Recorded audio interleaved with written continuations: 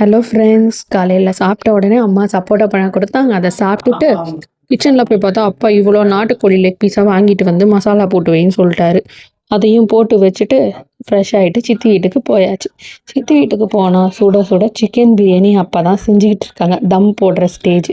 So அதோட சேர்த்து இந்த நாட்டுக்கோழியும் கொடுத்து நீயே எல்லாத்தையும் வறுத்து எடுத்துருன்னு சொல்லிட்டேன். எடுத்த அப்புறம் சுட சுட chicken biryani, chicken leg piece, raita சூப்பராக சாப்பிட்டோம். நல்லா சாப்பிட்டுட்டு சண்டேவை ஃபேமிலியோட நல்லா என்ஜாய் பண்ணி குட்டி தூக்கம் போட்டுட்டு ஈவினிங் நானும் என் தங்கச்சிங்க 2 பேரும் சேர்ந்து வெளியே போகலாம் அப்படின்னு முடிவு பண்ணி வெளியே போனோம். எங்கே போனோம்னு பார்த்தீங்கன்னா இன்ஃபான்ட் ஜீசஸ் சர்ச்சுக்கு தான் போனோம். ஏன் நீங்கள் சர்ச்சுக்கே போகிறீங்க அப்படின்னு நிறைய பேர் கேட்பீங்க. நாங்கள் சர்ச்சுக்கு போனோம், கொஞ்சம் ரிலாக்ஸாக இருக்கும். எல்லா மதத்தினரும் அங்கே வருவாங்க.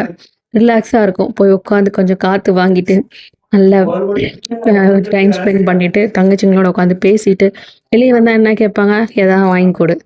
அப்போ பக்கத்துலேயே லக்ஷ்மி ஸ்வீட்ஸ் இருந்துருக்கு. ஸோ அந்த லக்ஷ்மி ஸ்வீட்ஸ்க்கு அவங்கள கூட்டிகிட்டு போயிட்டேன். லக்ஷ்மி ஸ்வீட்ஸுக்கு கூட்டிகிட்டு போன அப்புறம் என்ன கேட்குறாங்க, இந்த பனிலையும் அவங்க ஐஸ்கிரீம் தான் கேட்குறாங்க. சரின்ட்டு அவங்க 2 பேருக்கு மட்டும் ஐஸ்கிரீம்ஸ் வாங்கி கொடுத்தேன். ஒருத்தி ஃபலூடாவும் ஒருத்தி ஐஸ்கிரீமும் சாப்பிட்டா. சரி சாப்பிட்டு முடிச்ச உடனே வீட்டில் இருக்கவங்களுக்கு அப்படியே ஸ்நாக்ஸ் வாங்கலாம் அப்படின்னு சொல்லிட்டு போய் பார்த்துட்டு மிக்சரு, அம்மாச்சிக்கு ப்ரெட்டு அது இதுன்னு வாங்கிட்டு தட்டோட செட்டு கேட்டாங்க. தட்டோட செட்டும் சேலம் ஸ்பெஷல் இல்லையா? ஸோ அதை கேட்டாங்க. வாங்கி கொடுத்தப்புறம் வீட்டுக்கு வந்து அம்மா சூடாக தோசையும் நாட்டுக்கோழி குழம்பும் வச்சுருந்தாங்க. சாப்பிட்டு இதுக்கு நல்ல பீஸ் எல்லாம் எடுத்து சாப்பிட்டுட்டு ரெஸ்ட் எடுக்க வேண்டியது தான்.